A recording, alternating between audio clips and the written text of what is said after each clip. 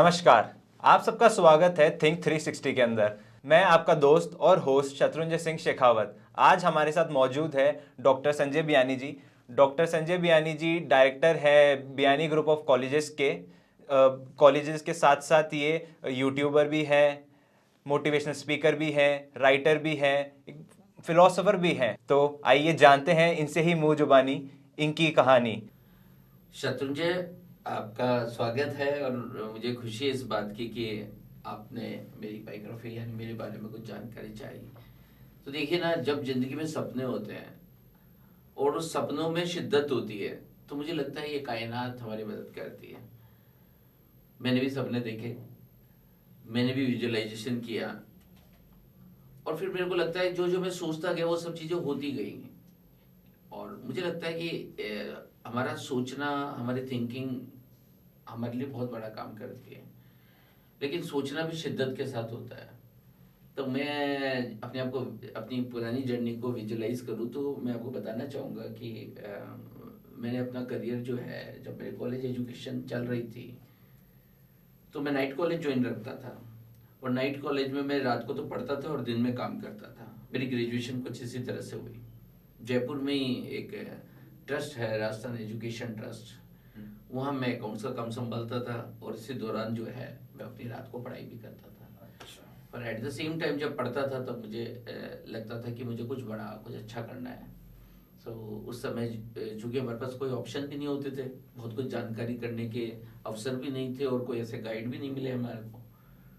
तो उस समय जो, चूँकि मैं अकाउंट्स फील्ड में था, मैं ग्रेजुएशन कर रहा था और मुझे भी नहीं पता मैं ग्रेजुएशन क्यों कर रहा था, क्योंकि ऑप्शन ही दो तीन ही होते थे। अगर आप साइंस में बहुत ज़्यादा नंबर नहीं लाए और आप एवरेज स्टूडेंट है तो आप कॉमर्स करेंगे, और आप बिलो एवरेज है तो आप आर्ट्स करेंगे। तो कुछ ऐसा ही चलता था। तो हम एवरेज स्टूडेंट थे तो हमें कॉमर्स करना पड़ा था। पर कॉमर्स में जो फील्ड था वो चार्टर्ड अकाउंटेंसी, और वो कहते हैं कि उस कॉमर्स वाली लाइन में सबसे बड़ा फील्ड, सबसे ज़्यादा चैलेंजिंग, सबसे ज़्यादा मुश्किल भरा। पर फिर हमने वही किया क्योंकि हमारे पास कोई ऑप्शन नहीं था। क्योंकि आज भी हमारे घरों में सब कहते हैं कुछ बड़ा करो, कुछ बड़ा करो। तो मैंने फिर चार्टर्ड अकाउंटेंसी में एडमिशन लिया। कॉलेज एजुकेशन के बाद में हम पूरे मध्य वर्ग के परिवार से रहे और उसके बाद में हमारी संघर्ष यात्रा चालू हुई। क्योंकि मैं चाहता नहीं था मैं कॉमर्स करूं, लेकिन परिस्थितियां ऐसी थी, मजबूरियां ऐसी थी, परिवार का प्रेशर कुछ इस तरह से था कि मुझे फिर वो मजबूरन कॉमर्स करना पड़ा और मजबूरन मुझे चार्टर्ड अकाउंटेंसी में एडमिशन लेना पड़ा।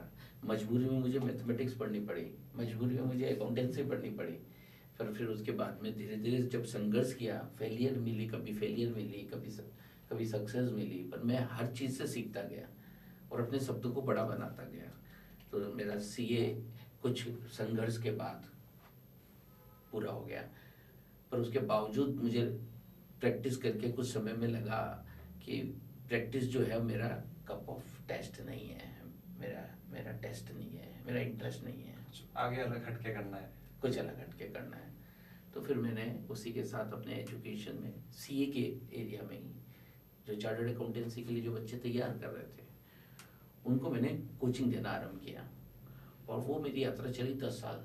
उन 10 सालों में मैंने 12-12 घंटे बच्चों को पढ़ाया। मैंने उन्हें cost accounting, advance accounting, management accounting, quantity technique, statistic, operational research और अकाउंटिंग स्टैंडर्ड, इस तरह से बहुत सारे सब्जेक्ट्स खुद पढ़ता था। सुबह जल्दी उठ के 4-5 घंटे वो सब्जेक्ट पढ़ता था जिसका मुझे इंटरेस्ट नहीं था, पर मुझे पढ़ाना अच्छा लगता था, मुझे कम्युनिकेट करना अच्छा लगता था, मुझे लोगों को इंस्पायर करना अच्छा लगता था, और वो मुझे टीचिंग में मिल पाया। तो मैंने 10 साल में ये जाना कि मैं कोचिंग के लिए भी नहीं बना हूँ, मैं बना हूँ लाइफ स्किल सिखाने के लिए, जीना सिखाने के लिए, जीना सिखाने के लिए, लाइफ को सिखाने के लिए। और मुझे लगता है लाइफ को वो ही सिखा सकता है जिसने लाइफ में स्ट्रगल किया हो, क्योंकि life is full of struggle. So फिर मैंने 10 साल जब कोचिंग में अपना पूरा समय गुजारा तो उसके बाद मुझे ठीक लगा कि अब मैं जो है एजुकेशन में आऊँ। तो आज मुझे ठीक 16 साल हो रहे हैं लगभग, और 16 साल में लगभग 15 इंस्टीट्यूशन को डेवलप किया। और वो 15 इंस्टीट्यूशन ऐसे नहीं है गवर्नमेंट एडेड है, वो सेल्फ सस्टेन है। एक इंस्टीट्यूशन बनाना, फिर उसे सेल्फ सस्टेन करना। तो ये हम सीरीज में इंस्टीट्यूशन हर साल डेवलप करते गए। फिर इस तरह से मेरी यात्रा स्टार्ट हुई। तो मैं बताना चाहता हूँ, हमने अपनी बेसिक एजुकेशन चार्टर्ड अकाउंटेंसी से स्टार्ट की। उसके बाद में हमने जब हमारा कोचिंग चला तो हमने एम.कॉम करके पीएचडी किया। फिर मुझे लगा कि मुझे कुछ और भी करना चाहिए, तो मैंने एमबीए किया। फिर मुझे लगा भी और भी मुझे कुछ पढ़ना चाहिए, तो मैंने साइकोलॉजी पढ़ी। फिर मुझे लगा कुछ मुझे और भी करना चाहिए, तो मैंने एलएलबी एलएलएम और लॉ में पीएचडी किया। फिर मुझे लगा मुझे कुछ और पढ़ना चाहिए, तो मैंने योगा और नेचुरोपैथी किया। फिर मुझे इस तरह से मेरी यात्रा चलती रही। मेरी लाइफ किताबों को अपना दोस्त बना लिया। हाँ, नहीं दोस्त नहीं बनाया, क्योंकि माइंड को जब चैलेंज देते हैं ना तो एक दिन भी बहुत होता है। और मुझे नहीं लगता मैंने ये सारी एग्जाम जब पास किए तो मैं कभी भी किसी एक सब्जेक्ट के लिए एक दिन से ज़्यादा पढ़ा। तो मैं नहीं कहता कि मैं किताबें पढ़ता रहा, पर चूंकि जब एक दिन आपको टारगेट मिलता है तो एक दिन में आप वो बहुत सारा नॉलेज गेन कर लेते हैं, क्योंकि माइंड इज सो पावरफुल। सो इस तरह से मैंने अपनी काम चालू किए एज ए एंटरप्राइजिंग। मैं जेडी गया, सेक्रेटरीट गया, लोगों से मिला, स्ट्रगल हुए, कुछ ने साथ दिया, कुछ ने साथ नहीं दिया, कुछ ने रिजेक्शन किया, पर एट द सेम टाइम मैं उन सबको फेस करता गया और मैं अपना एजुकेशन को भी बढ़ाता गया। अब मुझे ऐसा लगता है कि आई एम इंटरडिसिप्लिनरी पर्सन, और अगर आप मुझसे कोई भी लाइफ स्किल से रिलेटेड सवाल पूछोगे तो मुझे लगता है कि मैं परफेक्ट जवाब दूंगा, क्योंकि मैंने वो लाइफ के लगभग सारे वो डायमेंशन जो है वो मैंने फील कर लिए। क्योंकि आप सीखते हैं यहाँ से, पर फील आप यहाँ से करते हैं। तो जब आप फील कर लेते हैं तो वो आपकी हमेशा के लिए लर्निंग हो जाती है। तो आपकी इस जर्नी के अंदर आपका साथ किसने दिया, मतलब जो आपको बहुत ज़्यादा सपोर्ट करता हो कि कोई ना, आप आगे बढ़ो, हम देख लेंगे, आपके पीछे खड़े हैं साथ के अंदर। तो आपकी ज़िंदगी में ऐसा कौन सपोर्टर था आपकी लाइफ के अंदर? वैसे तो कहते हैं कि सबके कोई गॉडफादर होते हैं जो उनको मोटिवेट करते हैं, पर मेरे गॉडफादर मेरे एल्डर ब्रदर ही रहे। तो वो मुझे बस हेल्प करते थे, मेरे को इंस्पायर करते थे, पर ऐसा मुझे कोई पॉलिटिकल लीडर या कोई ऐसा कोई बहुत बड़ा पर्सन नहीं मिला लाइफ में। और ज़्यादातर जो एजुकेशन इंस्टीट्यूशन है इसको पॉलिटिशियन ही डेवलप करते हैं, क्योंकि हमारे एजुकेशन में बहुत करप्शन है, बहुत सारी जानकारी, बहुत सारी जैक और चैक और ये सब सिस्टम से गुजरना पड़ता है। पर मैं आपको बताना चाहूँगा कि मेरे कोई गॉडफादर इस सेंस में नहीं है। मेरे घर में जो मेरे से 1.5 साल बड़े हैं, जो मेरे बड़े ब्रदर हैं, उनका मुझे डेफिनेटली सपोर्ट मिलता था। जब मेरे को कोई भी काम करना होता था उनका मुझे बहुत सपोर्ट है। और वो फाइनेंस वाला पार्ट वो देखते थे, क्योंकि फाइनेंस मेरी कमजोरी है। हालांकि मैं चार्टर्ड अकाउंटेंट हूँ, मैंने सीए की पढ़ाई की, मैंने सीए के लिए बहुत सारे अकाउंट्स फाइनल किए, बहुत सारी बैलेंस शीट फाइनल की, पर मुझे कभी लगा नहीं कि मेरा इंटरेस्ट है इसमें। तो आज भी मेरा जितना भी फाइनेंस है वो सर ही संभालते हैं, राजीव सर ही संभालते हैं। पर और मेरा जो मुझे बाद में समझ आया कि मेरा जो कोर सब्जेक्ट है वो फिलोसॉफी और साइकोलॉजी है। तो इस तरह से मैं आपको बताना चाहूँगा कि कोई ऐसा सच मेरा कोई पॉलिटिकल बेस नहीं है, ऐसा सच मेरे कोई गॉडफादर नहीं है, ऐसा सच मेरे को किसी ने डायरेक्टली मदद नहीं की। और मेरे को लगता है आई एम फॉर्चुनेट कि मुझे किसी ने मदद नहीं की, क्योंकि उसी से मेरा डेवलपमेंट होता है। आप ज़िंदगी सीखते रह गए और आगे बढ़ते रहे। हाँ, वो सीखना मेरा इसी वजह से हो पाया क्योंकि किसी का मुझे बेसाखी या सहारा ऐसा सच डायरेक्टली नहीं मिला। तो आपकी बियानी की शुरुआत कैसे हुई? आपने कैसे सोचा कि मेरे को बियानी ही नाम रखना है कॉलेज का, या फिर आपको कैसे मतलब बच्चे आना स्टार्ट हुए, आपने कैसे बच्चों की तरफ पहुंचना कोशिश करी? जैसे आपने बताया कि आपने सीए की कोचिंग देना स्टार्ट करी, तो आपने बियानी को भी सीए के माध्यम से ही खोला था, या फिर आपने सोचा कि नहीं मुझे एक मेरा पूरा हब बनाना है, इसके अंदर सारी सुविधाएं उपलब्ध हो? अच्छा सवाल है, क्योंकि ये मैंने सोचा नहीं था कि मुझे कुछ इंटरडिसिप्लिनरी इतना जाना है। पर मैं ये जरूर समझ गया था कि कोचिंग जो है उसमें बच्चे एक लिमिटेड पीरियड के लिए आते हैं, 3-4 महीने में, और जैसे उनका वो पर्पस पूरा होता है वो चले जाते हैं। और मैं चाहता था कि बच्चों की पर्सनैलिटी डेवलप हो और बच्चे वास्तव में कुछ सीख कर जाए, लाइफ स्किल सीख कर जाए। तो यही मेरे दिमाग में उस समय बात थी कि कोचिंग जो है वो बेसिकली सिर्फ एक तरह से अपने आप को बेचना है, एक तरह से क्रैमिंग कराना है, एक तरह से बच्चों को सेल्फिश बनाना है। तो उसके बाद हमने 10 साल जब इस कंटिन्यूस कोचिंग लाइन में रहा, तो एक रोज हमने डिसाइड किया कि बस 7 डेज हम काम करते थे, 365 दिन काम करते थे। फिर हमने डिसाइड किया नहीं, हाफ सैटरडे हम काम नहीं करेंगे, हम सोचेंगे कि अब आगे क्या करना है। तो मैंने सैटरडे हाफ डे ऑफ ले करना चालू किया था, ऑफ करता था, हाफ डे काम करता था। तो उसी समय हमारे दिमाग में प्लान आया कि अब हमारे को एजुकेशन इंस्टीट्यूशन में जाना चाहिए। तो मुझे ध्यान है वो दिन जब हम पहली बार राजस्थान यूनिवर्सिटी में एफिलिएशन का फॉर्म किसी ने ऐसे मांग कर लाए थे और हमने उसको भर के सबमिट किया था। और उसके बाद फिर धीरे धीरे सब लोग सिखाते गए कि ऐसा काम होता है, ऐसे काम होता है, गवर्नमेंट से इस तरह से एनओसी आती है, इस तरह से एडजस्टमेंट किए जाते हैं। हम सीखते गए, हम आगे बढ़ते गए। जैसे कि आप बहुत से बच्चों से आप मिलते ही होंगे, तो आप उनको ज़िंदगी जीना सिखाते हैं या बोलते हैं कि आप किताबों के माध्यम पे ज़्यादा ध्यान देते हैं? क्योंकि देखिए अभी हमने एक मूवी देखी जो मुझे लगता है कि इससे अच्छी कोई बात थी नहीं हमारे एजुकेशन सिस्टम में, 3 इडियट। मुझे लग रहा है कि हमने वो मूवी देखी लेकिन स्टिल हमारा एजुकेशन सिस्टम तो मिस्टर चतुरी बनाया जा रहा है ना। लोगों को क्रैमिंग करना सिखाते हैं, लोगों को नंबर गेम में उलझाए हुए हैं, लोगों को टफ कंपटीशन सिखाते हैं। और मुझे लगता है कि हम फिलोसफी, साइकोलॉजी जैसे इंपॉर्टेंट सब्जेक्ट, सोशल साइंस से दूर हो रहे हैं और फिजिकल साइंस के हम करीब जा रहे हैं। सो ये एक हमारी सोसाइटी की विडंबना है। मेरा मानना है कि अगर लाइफ को नहीं समझा तो फिर कुछ नहीं समझा, क्योंकि जीनी तो ज़िंदगी है ना। अगर आपको ज़िंदगी जीना ही नहीं आ रहा, आप खूब पढ़ लिए और उसके बावजूद आप स्ट्रेस में हैं और आपको ये पता ही नहीं कि उस स्ट्रेस के कारण मेरी कितनी एनर्जी कंज्यूम हो रही है और आप अपनी लाइफ स्पेन को कितना कम कर लिए हैं। और अगर आप ज़िंदगी जी भी रहे हैं तो अपने लाइफ पार्टनर के साथ, अपनी फैमिली के साथ आप हैप्पी नहीं हैं, तो ऐसी ज़िंदगी का क्या मकसद आखिरकार। तो मुझे ये बहुत अनफॉर्चुनेट लगता है कि हम अपने अपने बच्चों को जो है लाइफ स्किल नहीं सिखा रहे हैं, हम उन्हें फिलोसॉफी नहीं सिखा रहे हैं, हम उन्हें ईश्वर, पीस, लव और कंपैशन नहीं सिखाते। जबकि मुझे लगता है इनके बिना कोई ज़िंदगी है ही नहीं। और ज़िंदगी को अगर शानदार तरीके से जीना है तो मुझे लगता है सबसे ज़रूरी कोई चीज़ है तो वो प्रेम सिखाना है।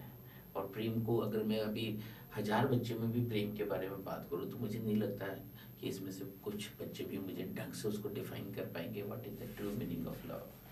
तो जैसे आपने लड़कियों के क्षेत्र में बहुत काम किया है, आपने जैसे विद्यानगर में आपका एक कॉलेज है बियानी, उसमें लड़कियों के लिए ही आप काम कर रहे हैं, तो क्या आपका मेन मोटिव उसके लिए बेटी बचाओ बेटी पढ़ाओ?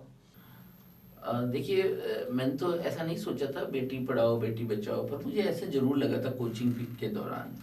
जब हम कोचिंग साइड में थे, जब हम कोचिंग करा रहे थे तो मेरे पास लड़के और लड़कियां दोनों पढ़ने आते थे।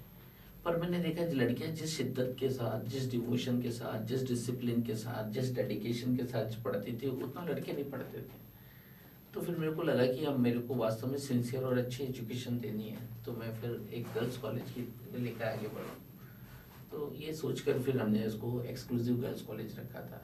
और आप देखोगे अपनी सोसाइटी में भी, अभी भी देखोगे तो एजुकेशन में गर्ल्स जो है उनका डिवोशन ज़्यादा है, क्योंकि ज़्यादा ज़रूरतमंद है। हाँ, क्योंकि उन्हें आगे बढ़ने की लालसा है, लालसा है और उनको सोसाइटी ने बहुत लंबे समय तक आगे बढ़ने से रोका था, दबा के रखा। तो उनमें वो एक स्वाभाविक इच्छा है कि हमें कुछ करना है और उनका डेडिकेशन साइकोलॉजिकली भी, फीमेल का डेडिकेशन जो है मेल से ज़्यादा होता है किसी भी एरिया में, ऐसा मेरा मानना है। समझने की उत्तेजना भी ज़्यादा हाँ, क्योंकि वो समझते समझकर फिर उसको अप्लाई करने की कोशिश करते हैं। कौतूहल नहीं है उनमें, उनमें धैर्य है, थोड़ा धीरज है, थोड़ी समझ है, थोड़ी अंडरस्टैंडिंग है।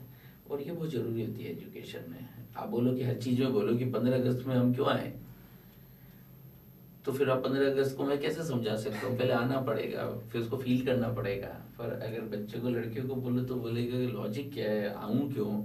तो बहुत सारी बातें होती हैं जो लॉजिक से परे हैं। और मैं आपको बताना चाहता हूँ लॉजिक हमारे दिमाग का सिर्फ 10% हिस्सा है, 90% तो सबकॉन्शियस माइंड है, जहाँ पहुँचना बहुत मुश्किल होता है। और वो बिना डिवोशन, बिना डेडिकेशन के आता नहीं है।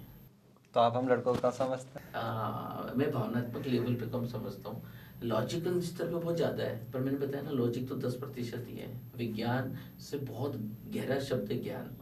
विज्ञान ऊपर ऊपर ही है, आपके दिमाग में जितनी भी बातें हैं वो सब ऊपर ऊपर रहती है, पर जो बातें फील कर लेते हो, टच हो जाती है, फिर वो आपके मिसाल के लिए हो जाती है। जैसे कि आजकल बच्चे बहुत बाहर जाना चाहते हैं पढ़ने के लिए, विदेश, हायर एजुकेशन के लिए, तो जैसे कि कई बच्चे होते हैं वो बोलते हैं कि हमें बाहर जाएंगे तो हमें रोज़गार अच्छा मिलेगा, सैलरी अच्छी होगी, वहाँ पे क्या बोलते हैं पढ़ाई का सिस्टम अच्छा है। तो क्या हिंदुस्तान में इस चीज़ की कमी है या फिर आप क्या मानते हैं कि क्या दिक्कत आती है जो लोग बाहर जाके पढ़ना चाहते हैं? देखिए, हर चीज़ के फायदे हैं, हर चीज़ के नुकसान हैं। तो मुझे लगता है कि एक अच्छे जीवन के लिए हमारे को रोजगार में, बहुत बड़ा रोजगार या बहुत बड़ा पैकेज या बहुत बड़ी सैलरी से लोग हैप्पी नहीं होंगे। हैप्पी होंगे जब वो लाइफ को समझेंगे। तो हिंदुस्तान में भी बहुत सारे अवसर है, पर हमारे यहाँ यूथ की सबसे बड़ी प्रॉब्लम है कि हमें सरकारी नौकरी मिल जाए, हमें मेहनत नहीं करनी पड़े, हमारी हर सिक्योरिटी मिल जाए, हमारे को हम जॉब सिक्योर हो जाए। भाई जो आदमी कॉम्पिटेंट है उसे वो कब इनसिक्योर हुआ है? इनकॉम्पिटेंट आदमी, नहीं मेहनत करने वाला आदमी इनसिक्योर होता है। तो हमारी अभी जो पूरी सोसाइटी में जब मैं देखता हूँ तो हमारी मेंटेलिटी है कि मेरे को कम मेहनत करनी पड़े, कम काम करना पड़े और मुझे एक फिक्स्ड सैलरी वाली एक नौकरी मिल जाए और मेरी ज़िंदगी उससे आराम से चल जाए। पर मुझे लगता है ऐसे कभी सीखना नहीं होता। और मुझे नहीं लगता जो पहली बार में बहुत ज़्यादा पढ़ लिया हो वो ज़्यादा बेहतर सीख पाता है, क्योंकि उसे बहुत कंफर्ट मिल जाता है लाइफ में। तो ये एक बहुत गलत दिशा में हम लोग चल पड़े, हमारा देश, जहाँ पर हर बच्चा आईएएस बनना चाहता है, हर बच्चा जो है वो जज बनना चाहता है, जहाँ हर बच्चा ही जो है वो चाहता है कि मेरे को जो है डॉक्टर बना दो, कोई गवर्नमेंट सर्विस लगा दो, पटवारी बना दो, तहसीलदार बना दो, नहीं तो मुझे थर्ड ग्रेड टीचर बना दो, मुझे सेकंड ग्रेड टीचर बना दो, मुझे पैकेज मिल जाए, गवर्नमेंट की फर्स्ट ग्रेड नौकरी मिल जाए ऐसे। तो मुझे लगता है कि इस तरह की सोच हमारी सोसाइटी की सबसे बड़ी और संकीर्ण मानसिकता है जो हमारे एजुकेशन सिस्टम में डेवलप हो गई है। और जब तक हम इसको ब्रेक नहीं करेंगे और बच्चों को स्टार्टअप नहीं सिखाएंगे, उन्हें अपना बिजनेस करना नहीं सिखाएंगे, उनकी व्यक्तित्व में परिवर्तन नहीं लेकर आएंगे, उन्हें हंसना मुस्कुराना और मोटिवेशन के साथ रहना नहीं सिखाएंगे, तब तक मुझे लगता है कि हम कोई बहुत अच्छा एजुकेशन सेक्टर में काम नहीं कर पाएंगे। तो ये मुझे लगता है कि हमारे को सुधार की ज़रूरत है हमारे एजुकेशन में। और इस जगह हमारा यूथ जो है वो पिछड़ रहा है। और ऐसा नहीं है कि यहाँ अपॉर्चुनिटी नहीं है, हर जगह अपॉर्चुनिटी अवेलेबल है, पर हर जगह काम का आदमी नहीं मिल रहा। आज स्टूडियो में आप देखेंगे तो आपको बहुत अच्छे एंकर ढूंढते ढूंढते रह जाओगे, जबकि हजारों लोग यहाँ पर भी अनएम्प्लॉयड बैठे हैं जिन्होंने एमजीएमसी कर रखा है। हाँ, एम आई राइट? हाँ राइट। तो ये प्रॉब्लम है। प्रॉब्लम काम की नहीं है, प्रॉब्लम एटीट्यूड की है, प्रॉब्लम समझ की है, प्रॉब्लम मेहनत की है, प्रॉब्लम सच्चाई की है। तो मुझे लगता है उस दिशा में हम काम करेंगे तो हम बेहतर कर सकेंगे। अपॉर्चुनिटी हिंदुस्तान में भी बहुत है। अगर आप बाहर जाते हैं तो वहाँ पे बहुत सारी प्रॉब्लम्स भी हैं। आपको यहाँ पर एम्प्लॉयज़ आसानी से मिल जाते हैं, आपको यहाँ पर सफाई करने वाला आसानी से मिल जाता है, आपको यहाँ सर्वेंट बहुत आसानी से मिल जाता है, आपको यहाँ वर्कर बहुत आसानी से मिल जाता है। पर आप बाहर जाते हैं और बाहर जाके काम करते हैं तो वहाँ मैन पावर अवेलेबल ही नहीं है। आपको सारा काम अपने घर के अंदर खुद ही करना पड़ेगा। आप अपना दिमाग दूसरी जगह ज़्यादा लगा ही नहीं सकेंगे, क्योंकि आपका बहुत सारा समय उसमें चल जाता है। वहाँ पे जो लिविंग स्टैंडर्ड है वो डिफरेंट है।